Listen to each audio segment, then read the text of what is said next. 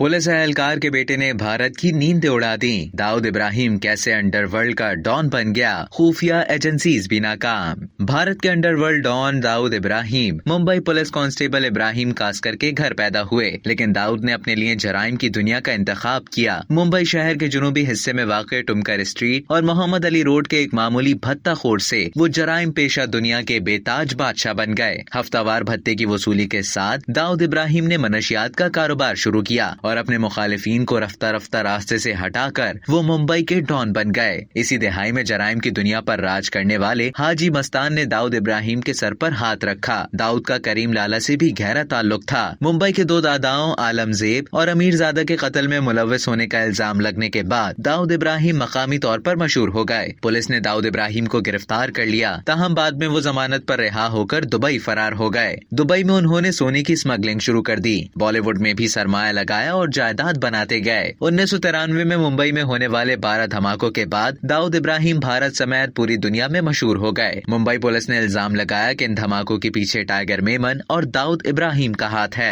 हालांकि उस वक्त दाऊद इब्राहिम दुबई में थे। इन धमाकों में 200 से ज्यादा अफराद हलाक हो गए थे। दाऊद इब्राहिम ने धमाकों में मुलव्वस होने की तरदीद कर दी थी। इन धमाकों के बाद भारत की पुलिस और खुफिया एजेंसीज किसी भी कीमत पर दाऊद इब्राहिम को पकड़ने के लिए एड़ी चोटी का जोर लगा रही थी, लेकिन भारत के लिए डॉन को पकड़ना मुश्किल ही नहीं नामुमकिन बन गया। मुसलसल नाकामियों के बाइस बौखलाहट का शिकार भारत ने अपने रिवायती अंदाज में सबूतों के बगैर इल्जाम लगाना शुरू कर दिया कि दाऊद इब्राहिम पाकिस्तान में मौजूद है, लेकिन पाकिस्तान ने इसकी हमेशा तरदीद की। अब तक के लिए इतना ही। मजीद इसी तरह की मालूमात हासिल करने के लिए डेली जंग के YouTube चैनल को सब्सक्राइब करें और Facebook के पेज को लाइक करना ना भूलें।